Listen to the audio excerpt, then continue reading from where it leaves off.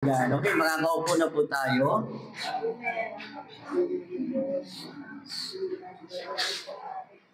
Isa pong mabiyaya at pinagpalang hapon po sa lahat. Palakpakan po natin ang Panginoon. Ang mensahe po na nais kong ibahagi sa inyo ngayon ay pinamagatan po natin itong pagiging tapat at paglilingkod sa Diyos. Pakiulit nga po. Yun. Being honest and serving God. Mahalagang maintindihan natin na tayong lahat ng mga, lalo na Katoliko tayo, ang Katoliko hindi lang basta salitang Katoliko, kundi yung katotohanan ayon sa kasaysayan na ang simbahang Katoliko ay tinatag mismo ni Kristo. Nakakalungkot lang, nasa tama lang tayo na simbahan pero parang malayo naman ang kalooban. Now, sana maging tapat tayo at ang maglingkod sa Diyos. Nakikhelyo po ngayon, ito po ay isang bahagi ng Ebanghelyo ni San Lucas na naglalaman po ng malalim na aral tungkol po sa Panginoong Jesucristo sa pagiging handa sa pagdating ng Panginoon at ang tungkulin ng isang tapat na tagapaglingkod.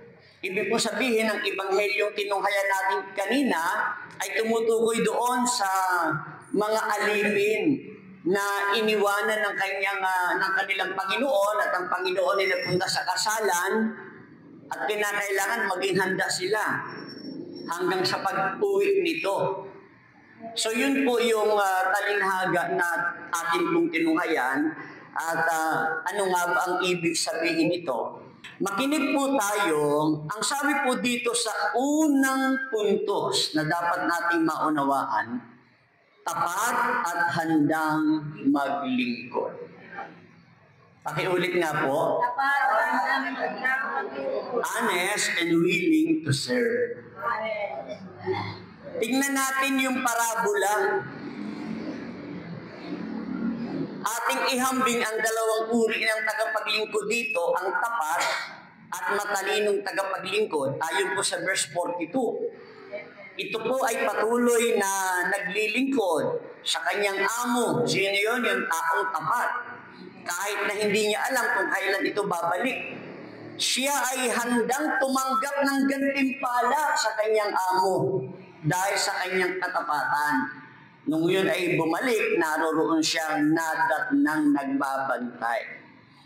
Samantalang ang pangalawa naman dito, yung bad servant. Ang tagapaglingkod na nag-isip na, matagal pa naman. Matagal pa naman yung amo mo na yun na galing sa kasalan. Kaya ang sabi ng taong masamaan na ito, nagpakasasa po siya. Nagmalabis. Abay, binugbog ba naman yung mga kalalakihan doon? Nakayang-kaya niya at mga kababaihan, pinagbubugbog niya. Ba't napakasarap ng buhay nito? Kain ng kain. Inom ng inom. Talaga nagpapakasaya. Sabi po sa verse ng Proverbs chapter 12 verse 22, namumuhi si Yahweh sa taong sinungaling. Ngunit ang tapat ay ligaya niya at aliw. Purihin ang Panginoon. Ang Diyos, kanino siya natutuwa? Sa taong tapat. Sa Mateo chapter 25 verse 21, sinabi sa kanya ng Panginoon, magaling. Sino yung magaling? Yung alipin na nadatnan, siya nagbukas ng pinto, nagbantay talaga sa pagdating ng kanyang amo, nagpunta doon sa kasalan. Dahil doon, nasabi dito, magaling, tapat at mabuting alipin, yamang naging tapat ka sa kaunting halaga, pamamahalain kita sa malaking halaga, makihati ka sa aking kagalakan. Purihin ang Amen po? Yes. So makikita natin, napakahalaga na tayo ay maging tapat at maglingkod sa Panginoon. Yes. Yung hindi daw naglilingkod ay mapapahamak, subalit ang naglilingkod ay magiging kaaliwan ng Diyos. Pangalawa, paghahanda sa pagdating ng Diyos. Pakiulit po. Preparation for the coming of God. Kinuha ito doon sa verse 35 na iniwanan niya nga po yung kanilang mga katiwala, yung kanyang ari-arian, at siya'y umalis na punta sa kasalan. Ano nga ba yung ibig sabihin nito ng paghahanda? Preparation for the coming of God. Maniwala po tayo. Kinuha lamang sa talinhaga na ang kanyang Panginoon na galing sa kasalan anumang oras, hating gabi man o madaling araw, siya'y dadating. Kaya dapat yung mga katiwala ng bahay na yon, ng pamilyang iyon, ng ari-arian na yon, dapat handa, dapat nagbabantay. Amen po? Ngayon, papaano tayo magiging mahusay na tagapagbantay? Ito makikita natin yung pagiging gising. Being awake. Sabihin po ninyo, pagiging gising. Ano yung palatandaan ng gising? Yung mga ilawan nila may langis. Gising. Handa. Ito po ay sumisimbolo sa pagiging handang espiritual para sa pagdating ng Panginoong Yesus na maaaring mangyari sa anumang oras. Darating po ang Panginoong Hesus Kristo. Hindi lamang sinasabi ng simbahan ng paulit-ulit, hindi lang pinangangaral ng mga preacher ng paulit-ulit, kundi yung katotohanan na talagang darating ang Panginoon.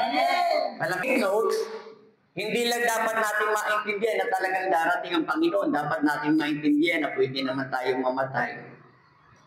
Kasi ang inaabangan natin, baka yung pagdating ng Panginoon, baka hindi pa nga dumating ang Panginoon, mauna ka namang mamatay. Tatlo po yan, dapat alam natin. Darating ang wakas, darating ang Panginoon, o mamamatay ka. Si Brother Rex America, sinong magsasabi na biglang mangyayari sa kanya yon? July 22, Tuesday, alas 3 ng hapon. Inatake. Biglang namatay. Dapat nating maintindihan, ayon sa talinhaga, yung amo nila na galing sa kasalan ay talagang darating. Dapat gising. Spiritually, tayong lahat gising. Na dapat maghanda tayo na anumang oras pwede tayong mamatay. Pwedeng mangyari iyon, ayaw man natin. Na pag-usapan ang tungkol sa kamatayan, mamamatay tayong lahat. Yung kabaong, pag nilalabas ng bahay, binabasagan ng pinggan, pinatatawid ng mga bata, ang layunin para daw walang sumunod. Imposibleng walang sumunod, may susunod kundi ikaw, ako. Tayong lahat darating sa kamatayan. Spiritually, dapat prepared. At ang paraan dyan, kailangan gising tayo talaga. Lagi tayong babad sa pakikinig na salita ng Diyos. Dapat tayong nai-involve sa mga activities mayroon ng simbahan at nagawain ni El Shaddai. Hayaan natin na maging abala tayo tungkol sa Diyos dahil yun ang katotohanan at yun ang paraan upang paghandaan natin ang pagdating ng Panginoon. Alam mo, paghandaan natin ang pagdating ng Panginoon, pag-iwas sa pagkakamali. Pakiulit. Pag-iwas sa pagkakamali. Avoiding mistakes. Ang isa daw po sa paghahanda, alam natin mamamatay tayo. Dahil pag ikaw ay may kasalanan at namatay ka, hindi ka makakarating sa buhay na walang hanggan na kapiling ang Diyos. Doon ka sa buhay na walang hanggan na nasa impyerno.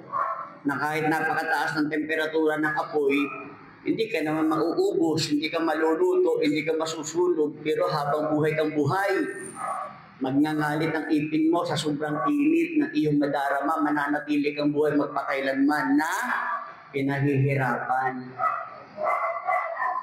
Pero yung buhay na walang hanggan na kapiling ang Diyos, walang araw doon ha, walang buwan doon. Pero may liwanag. Sino ang liwanag doon? Ang Diyos. Kaya, pag sinabi nating darating ang Panginoon, paano natin ito mapaghandaan? Pag-iwas sa pagkakamali. Kung may asawa kang hindi mo asawa, iwalayan mo na. At kung kayo'y mag-asawa at hindi naman kayo kasal, napakatagal nyo nang mag-asawa at hindi pa kayo kasal. Tapos naglilingkod pa. Iayos ang lahat ng bagay sa buhay natin. Dahil ang totoo, mamamatay tayo lahat. Hindi man natin alam. Meron ng tao para daw di mamatay, magpa-check up. Maganda naman. Eh, nung nagkakape sa bahay niya, pumasok naman ng kutsi pagkabilis-bilis. Eh, di patay silang lahat sa loob. Eh, papacheck up yun. Ang kamatayan, ayaw mo natin sa hindi darating.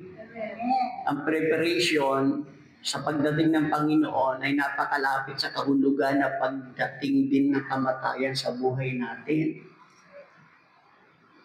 Magandang mamatay na naglilingkod kaysa sa mamatay ka na nasa kabit mo. Magandang mamatay na naglilingkod kaysa sa mamatay kang nakikipag-away sa kapitbahay mo. Sabi po sa Mateo chapter 24, verse 36 to 44, ngunit walang nakakaalam ng araw at oras ng pagsapit niyon, kahit ang mga anghel sa langit o ang anak man. Ang Ama lamang ang nakakaalam nito. Ang pagdating ng anak ng tao ay matutulad sa pagdating ng baha ng panahon ni Noah. Anong meron doon? Noon, ang mga tao ay nagsisikain. Yan ang mga tao ngayon, kain ng kain. So ito ha, ang pagdating ng anak ng tao matutulad sa pagdating ni Noah na noong unang panahon ng tao nagsasaya. Ito na nangyari. Dumating ang baha ng di nila namamalayan at tinangay silang lahat. Gayon din ang mangyayari sa pagdating ng anak ng tao. Yun. Hindi natin alam kung aabutin natin yan. Sa panahon iyon, may dalawang lalaking gumagawa sa bukid. Kukunin ng isa at iwan ng isa. Kaya magbantay kayo sapagkat hindi ninyo alam kung anong araw paririto ang inyong Panginoon. Tandaan ninyo ito. Kung alam lamang ng puno ng sambayanan kung anong oras at gabi darating ang magnanakaw, siya'y magbabantay at hindi niya pababayaang pasukin ng kanyang bahay. Totoo naman. Kung alam mo naman palang may darating ang magnanakaw sa bahay mo, hindi na kayo aalis. Kung alam nyo. Ganon din daw ang pagdating ng Panginoon at kamatayan natin. Kaya maging handa kayong lagi sapagkat darating ang anak ng tao sa oras na di ninyo inaasahan. So, maging handa po. Pangatlo,